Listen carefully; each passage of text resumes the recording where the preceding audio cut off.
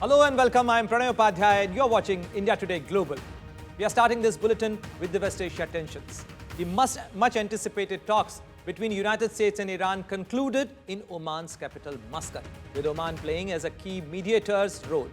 Iranian Foreign Minister Syed Abbas Araqchi called the meeting a good start, adding that both the sides have agreed to continue the talks. Mahashweta Lala with this report.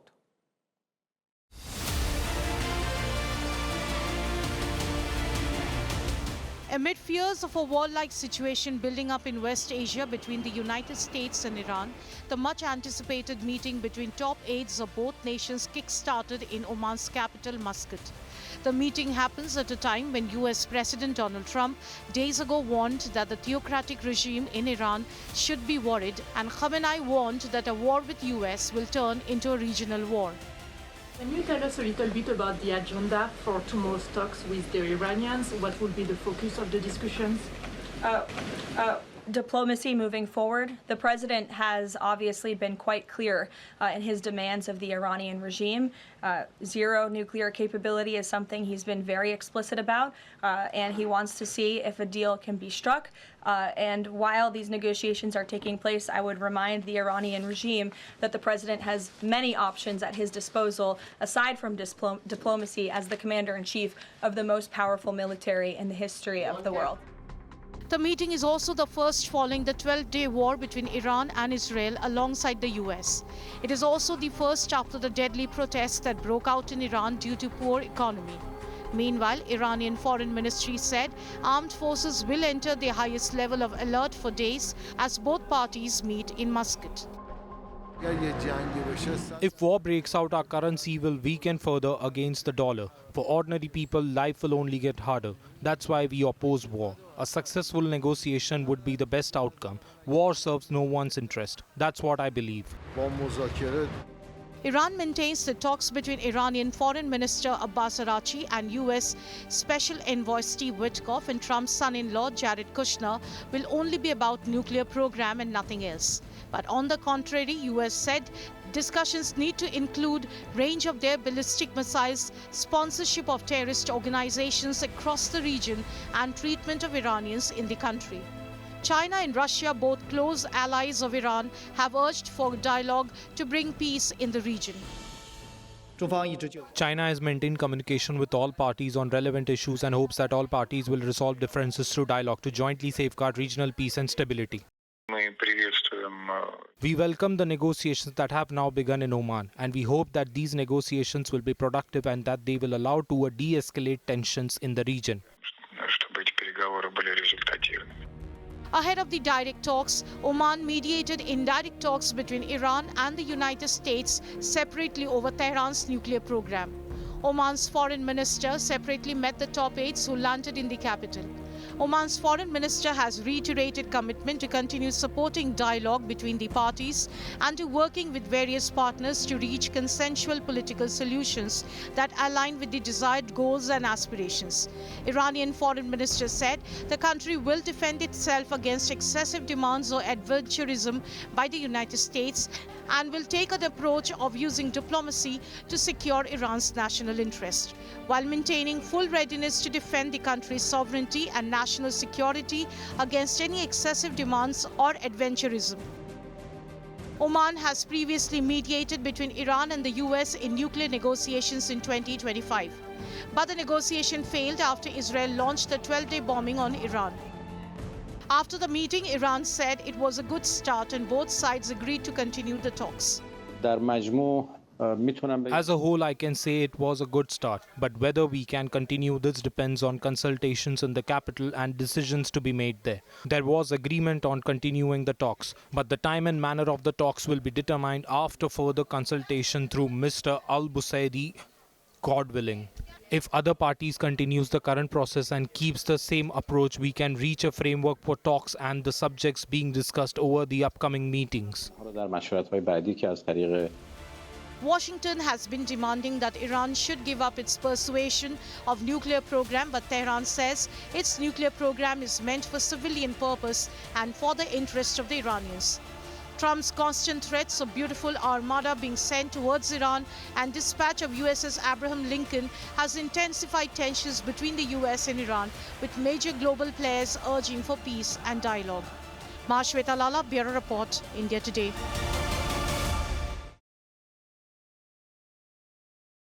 And earlier, I spoke to Iranian ambassador to India, Dr. Mohammad Fatali, as Iran top officials and diplomatic delegation met President Donald Trump's top aides in Muscat. Listen into that conversation. By Iran's ambassador in India. Sir, my first question to you. What are the red lines laid down by Iran for these negotiations? Because there are a lot of demands have been raised by the United States in terms of the Iranian missiles, their limits, etc. With what mindset Iran has approached these negotiations, and what are your red lines? You know that we emphasize an announcement. This negotiation only focus on the nuclear issues. And we are waiting for the result. You know that now this is the second round of the negotiation. Inshallah, God willing, today we should see the result, and after that we decide. So how are you dealing with the situation in Iran? There are many reports, and if you can confirm the number of 3,173 people have died in these protests. Yeah, you know that unfortunately we have a peaceful protests, but some agents from foreign countries turn this peaceful protest to or violence, and unfortunately armed violences. And now the situation is But Ambassador, you have raised very serious allegations on countries, and you have named the countries and their agencies. What evidences Iran has shared with the international community as far as these individuals? In this case, we are arrange some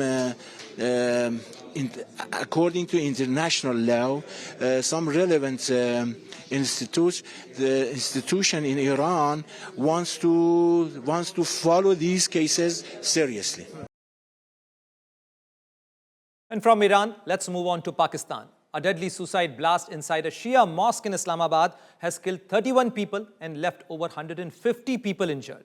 Even as fresh violence erupts in insurgency hit Balochistan and Khyber Pakhtunkhwa, hospitals in and around Islamabad are on alert, security forces are deployed, and troubling questions are mounting over Pakistan's worsening security crisis and leadership control.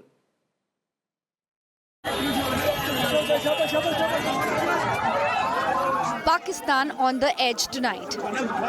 From the capital, Islamabad, to insurgency hit Balochistan, the country staring at a widening security crisis.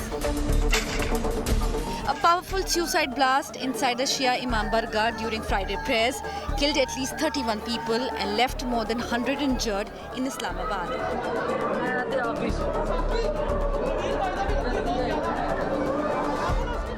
जो है वो हमला our थे, एक already जो है वो अंदर मौजूद था और जो दो अफराद थे, एक जो है वो बाहर थे और दो जो अफराद हैं वो अंदर ऑलरेडी मौजूद थे। एक फर्द ने जो हमलावर था उसने पहले फायरिंग स्टार्ट की और वो फायरिंग शुरू करता हुआ मेन गेट से अंदर चला गया। अंदर का जो अंदरूनी हिस्सा है मस्जिद का उसमें वो दाखिल नहीं हो सका, जो कि एक मेन कमरा होता है।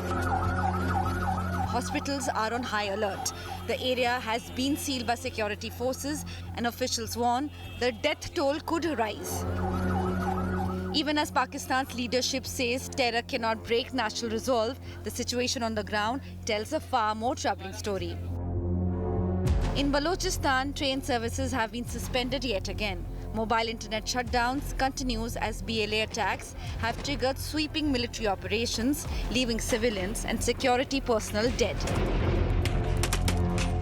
The rising attacks makes one wonder if Field Marshal General Asim Munir losing control of Pakistan's security landscape. Sections of Pakistan's own media are raising allegations of a possible false flag distraction to divert attention from Balochistan. From a bomb-hit capital to a province sleeping further into unrest. One question is growing louder tonight.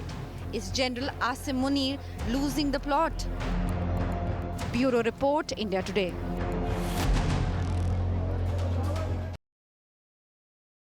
And now I'm being joined by a senior Pakistani journalist Hamza Amir over phone line from Islamabad. Hamza, my first question to you.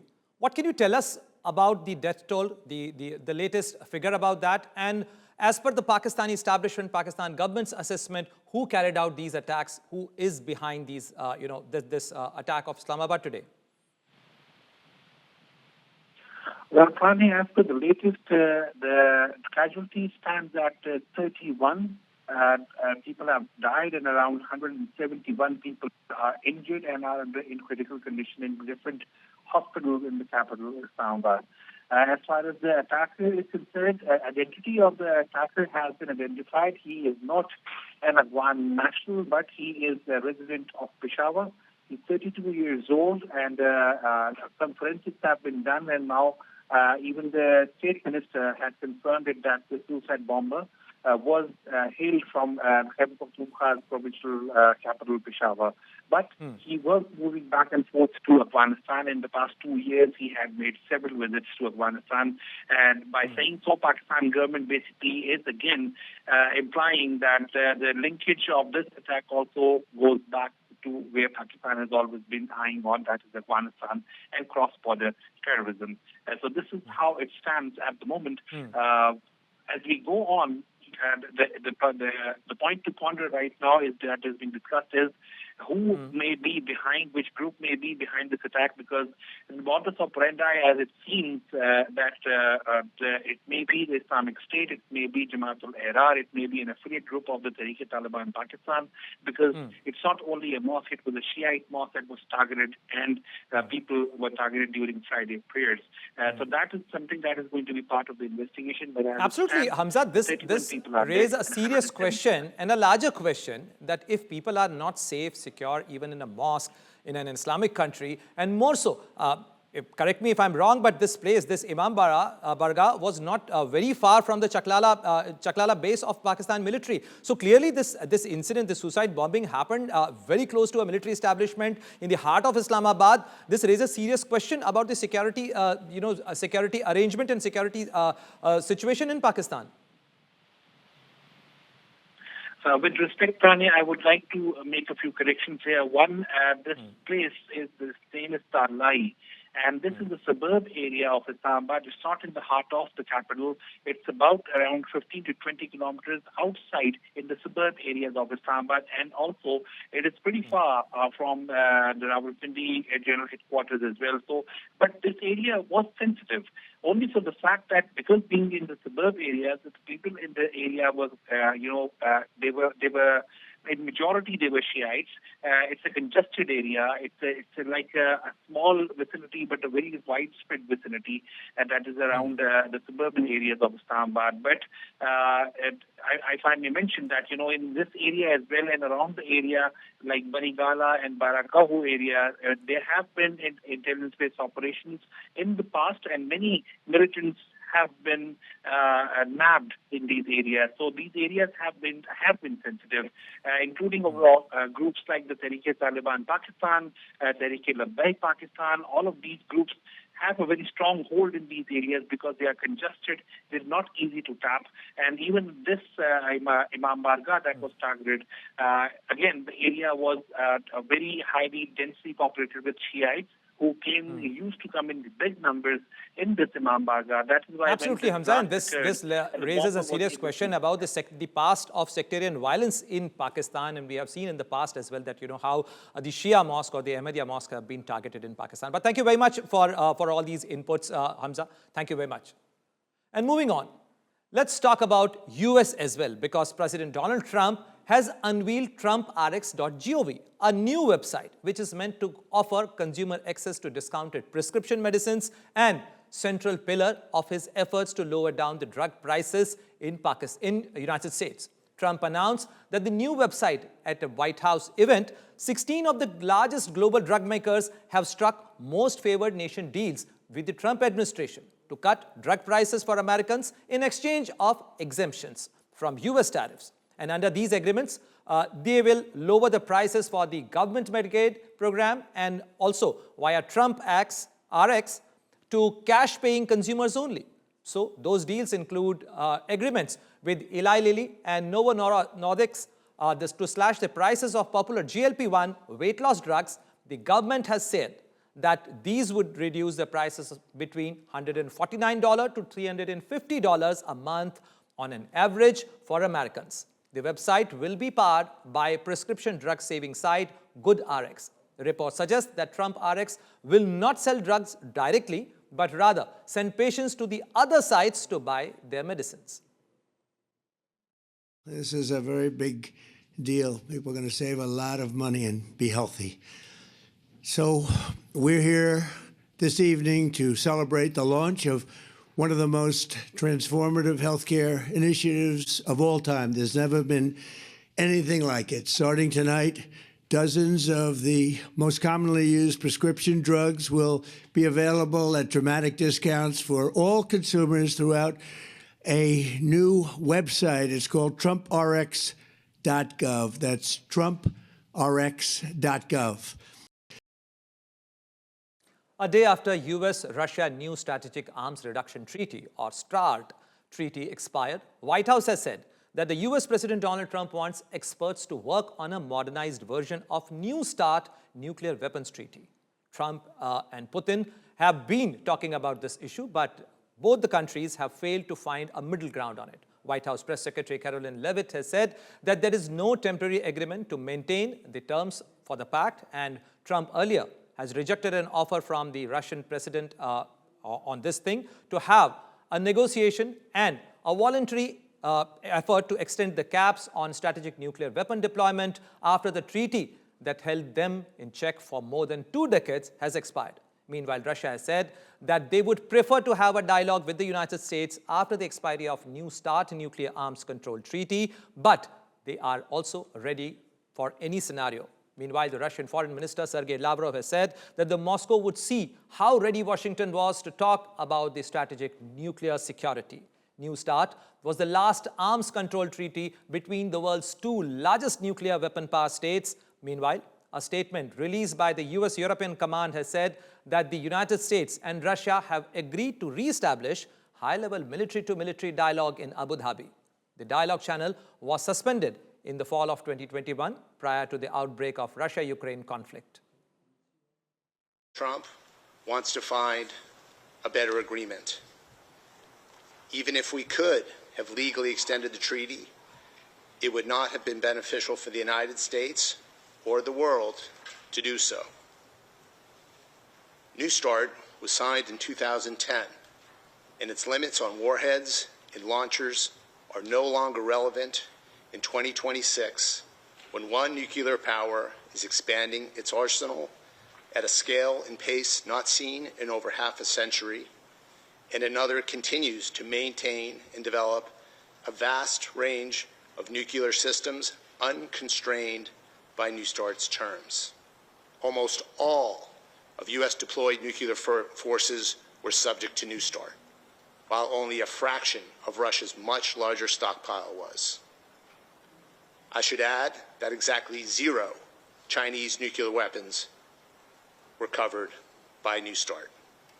And as we sit here today, China's entire nuclear arsenal has no limits, no transparency, no declarations, and no controls. Знаете, вчера истек договор о стратегических наступательных вооружениях. As you know, yesterday the New START treaty expired, so there's vacuum now. Our position, which was presented by a ministry, was described in detail. And we will proceed from the fact that Russia is ready for any further developments. For sure, we prefer to have a dialogue, and we will await information on the U.S. readiness to do the same. Будут готовы к этому же.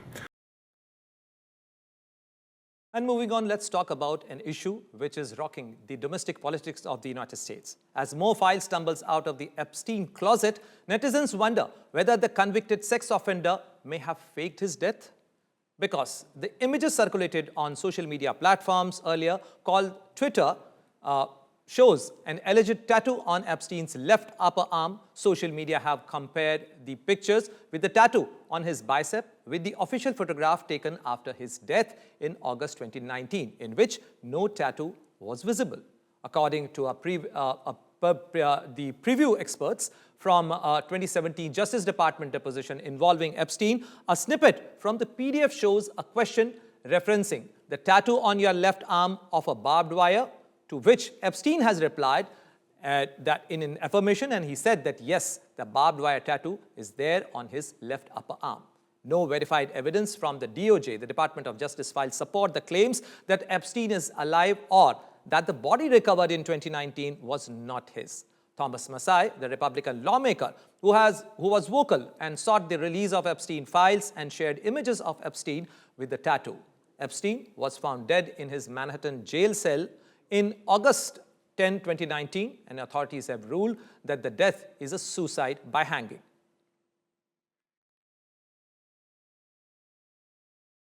And now let's see what else is making headlines across the globe in World at a Glance.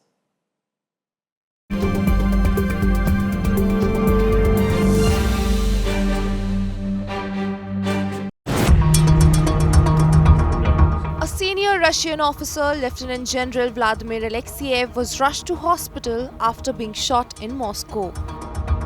Alexeyev is Deputy Chief of the Main Directorate of the General Staff at the Defense Ministry.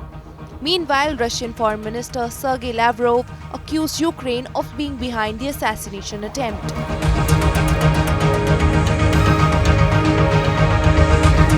2 weeks after residents of the Nigerian villages of Woro and Noku ignored a letter from extremists announcing their intention to preach, the armed gunmen arrived on motorbikes and embarked on a 10-hour frenzy of killing.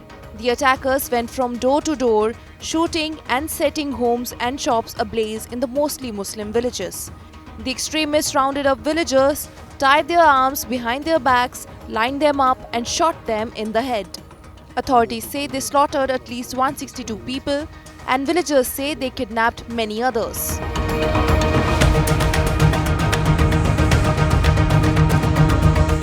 An airstrike hit a building in Khan Yunis in southern Gaza in the early hours, dealing a fresh blow to the nearly 4-month-old ceasefire in the Palestinian enclave. Residents walked amid building rubble using torchlight in the pitch darkness that followed the blast. Israel's military announced on Telegram that it had carried out a precise strike on Gaza in response to shots fired at its soldiers near the Yellow Line in northern Gaza.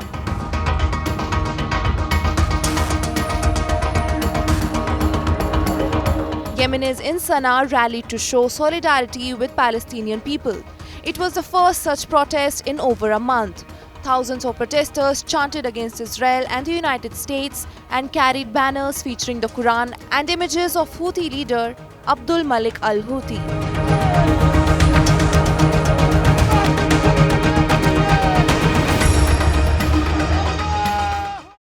And that's all we have for you today. But before we leave you with visuals of American ice dancer Madison Chalk and Ivan Bates, who delivered a commanding start for champions the United States in the figure skating team event at the Milano Cortina Olympics. Skating with the precision and polish that made them 3 times world champion, the duo scored 19.06 points with their program.